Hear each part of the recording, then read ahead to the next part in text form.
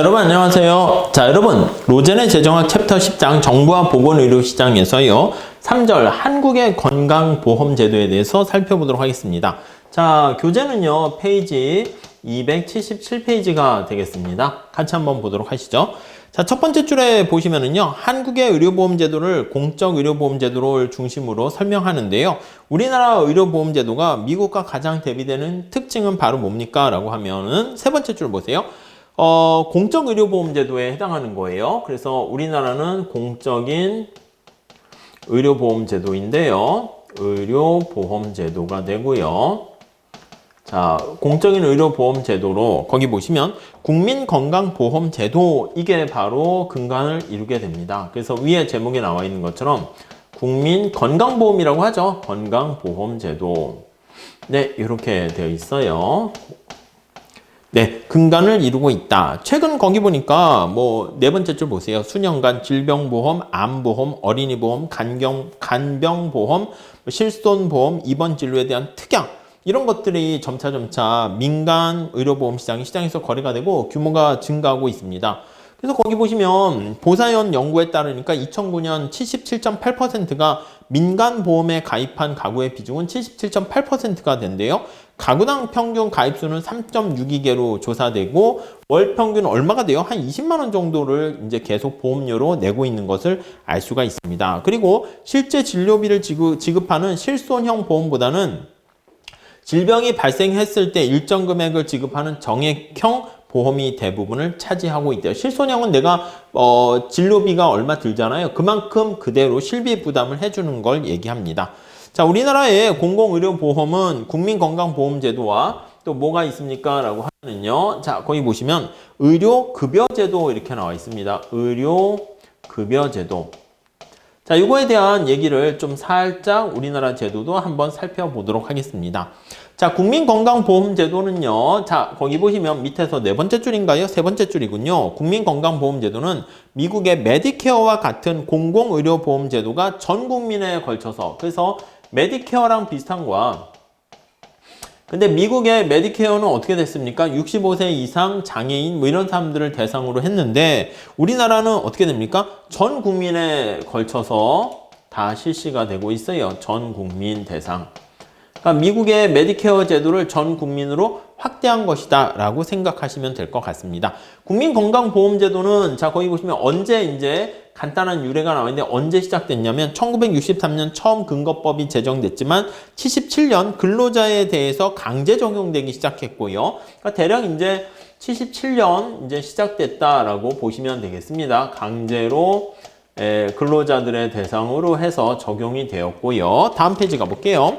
다음 페이지에 가보시면은요, 공공의료보험은 직장의료보험, 그래서 이제 대기업을 중심으로 해서 확대되면서 소기업으로 점차 확대됐습니다. 그다 79년에는 공무원, 교직원 등등 의료보험 등이 시작되었고요. 자영업자에 대한 의료보험은 세 번째 줄, 네 번째 줄 보시면 88년 농어촌 지역의료보험제도가 전국으로 실시되었고 89년에는 도시지역의료보험이 전국으로 확대되면서 전국민 의료보험이 시작되었습니다. 자, 그러다 2000년이 되면서 네, 거기 나와 있는 것처럼 의료보험제도가 직장의료보험조합, 공무원 교직원 의료보험조합, 지역의료보험조합 각각 분리 운영되던 것이 단일 프로그램으로 2000년에 이제 통합되었다라는 것을 이렇게 우리가 알 수가 있습니다. 명칭도 어떻게 됐습니까? 국민건강보험, 그러니까 건강보험제도 이렇게 되었다라고 보시면 되겠어요. 자, 그래서 우리가 건강보험제도와 관련된 얘기를 좀 보고 있고요. 조금만 더 몇 개 더 한번 체크해서 보도록 하겠습니다. 자, 두 번째 단락에 볼까요? 국민건강보험제도에 참여자는 누가 있습니까? 라고 하면 보험의 가입자가 있고요. 보험 가입자. 네, 이렇게 있고 거기 보시면 이게 국민이 되는 거고요. 국민. 자, 그리고 거기 보니까 보험자가 있습니다. 보험자. 자, 보험자는 네, 거기 보시면 건강보험공단이에요. 공단 이렇게 되는 것이고요.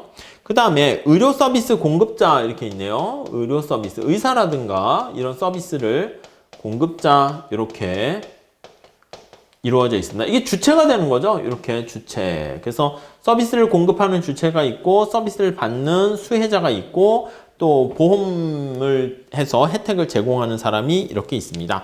자, 특징 몇 가지 나와 있는데 이 특징에 대해서 한번 살펴보도록 하겠습니다. 우선 특징 보시면 특징.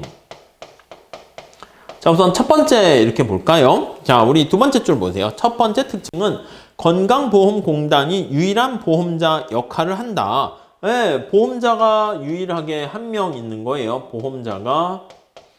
보험자는 공단이 제공하고 유일하다. 이렇게 보시면 될 것 같습니다. 오케이, 됐죠? 다음 두 번째 봅시다. 자, 그 세 번째 줄 보시면 다른 나라 얘기가 있습니다. 뭐 다른 나라 캐나다나 EU 국가들은 단일 보험자 그런 거와는 보험자 방식이 아닌데요. 거기 보시면은 다른 점은 한국 같은 경우는 전적으로 조세 수입으로 재원이 조달되고 있지 않다는 것이다. 그리고 재원이 조세 이외에 네, 다양한 방식으로 또 재원이 조달됩니다. 살짝 이렇게 뺄게요. 네, 뭐가 있습니까 하면은 보험료가 있어요. 보험료. 그래서 이제 이 보험료가 어떻게 됩니까? 라고 하면 이제 근로자 같은 경우에는 거의 가로 안에 있는 거죠. 뭐라고 했냐면 고용자와 근로자가 반반 이렇게 부담합니다. 자영업자는 본인이 다 100% 얘기를 해야 돼요. 그래서 근로자는 반반 50% 하고요. 자영업자는 자기가 100% 해야죠. 자영업자는 본인이 100% 이렇게 합니다. 본인이 100%. 아니, 자기가 이제 자영업자는 뭐야? 자기가 고용 주면서 자기가 근로자잖아. 그러니까 자기가 다 그냥 내는 거죠. 자기가 이제 근로자이면서 사장이 돼버리니까. 근데 근로자는 사장과 근로자가 반반 이렇게 되는 거 알 수가 있습니다. 그리고 중앙정부의 재정에서 재정 지원이 있어요. 보험료도 있고 중앙정부의 재정 지원도 있습니다. 재정 지원. 요것도 이제 있고요. 그러니까 재원이 어떻게 됩니까? 라고 하면 조세가 있습니다. 보험료도 있습니다. 중앙정부의 일정 부분 재정 지원도 있습니다. 이렇게 되는 것이죠. 그리고 국민건강증진기금으로부터의 전입금, 기금 같은 거에서 전입금도 있습니다. 이렇게 보시면 될 것 같습니다. 이렇게 정리하시죠. 이 중에서 가장 큰 비중을 차지하고 있는 게 바로 뭡니까? 라고 하면요. 거기 보시면 보험료 수입이 한 83%니까 이게 가장 큰 비중입니다. 그래서 가장 큰 비중을 차지하고 있다라는 것을 알 수가 있습니다. 오케이, 됐죠?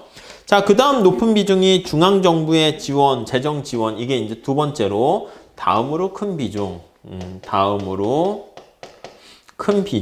이렇게 보시면 되겠습니다. 네, 이렇게 돼 있네요. 자, 그 다음에 뭐 나머지 보시고 그 다음에 EU 국가의 제도와 다른 점은 또 의료 서비스 공급이 주로 민간 의료기관에 의해서 이루어진다. 그래서 여기 보시면 의료 서비스 이거 있잖아요. 공급자. 이게 어디가 됩니까 하면 EU 같은 데는 공공의료 서비스야. 그러니까 뭐 공무원이라 볼 수 있겠죠. 근데 요거는 우리는 민간에서 의료 서비스를 해요. 뭐 삼성병원 이런 데서 합니다. 아시겠죠? 네, 그렇게 보시면 되겠고 나와 있죠. 영국과 같은 나라에서는 의료 서비스 공급이 전적으로 공공의료기관에 대해서 이루어지는 거와 약간 뭐 차이가 있다 보시면 되겠습니다. 자, 그 다음에 거기 보시면은요.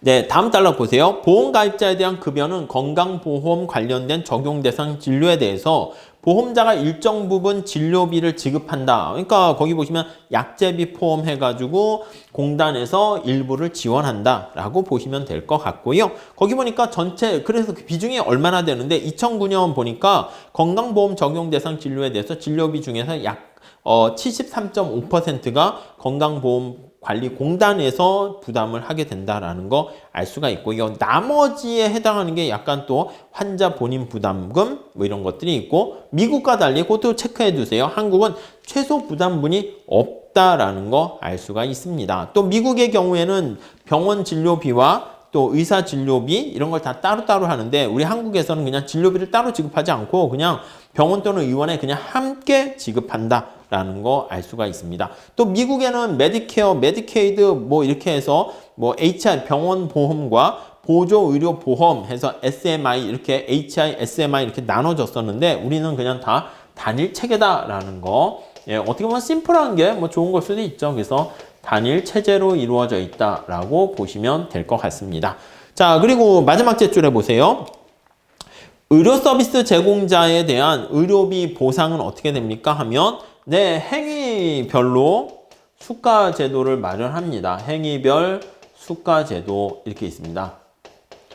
자, 이거 앞에서 포괄 수가 제도랑 같이 비교해서 우리가 얘기했었죠. P4 서비스 해가지고요. 다시 말하면 의료 서비스 공급자가 진료 서비스를 행한 다음에 사후에 진료비를 청구하는 또 사후적 진료비 청구 방식 이렇게 이루어지고 있습니다. 그래서 사후적 진료 서비스에 대한 진료비를 청구하는 방식 이렇게 되어 있네요. 네, 이렇게 봐주시고요. 그래서 두 번째 줄 볼게요. 279페이지. 의료비 증가를 억제하기 위해서 사후적 진료비 청구 방식인 포괄수가제가 점차 논의가 되고 있다. 뭐 이렇게 보시면 될 것 같습니다. 우리나라도 어떻게 됩니까? 이런 것들이 전부 다 어떻게 돼? 비용이 자꾸 이제 너무 많이 커지게 돼요. 그래서 비용이 자꾸 의료비 관련된 비용이 자꾸 증가한다. 그런 상황이 되어 있기 때문에 거기 보니까 최근 암과 같은 중증 질환에 대한 보험급여의 뭐 상한 조정, 상향 조정, 그리고 약제비 지출 증가 이런 것들이 빠르게 증가되고 있다라는 거 나와 있고요. 그리고 마지막 단락 한번 볼게요. 거기 보니까 이제 의료급여 대상자는 소득 수준과 근로 유무에 따라서 1종 대상자와 2종 대상자로 또 차등 적용하고 있다라는 거. 그래서 거기 보시면 다음 줄 밑에서 네 번째 줄 볼까요? 국민기초생활보장제도로 수혜자이면서, 그러니까 근로 능력이 있더라도 그냥 보조 혜택을 받는 사람들을 얘기합니다.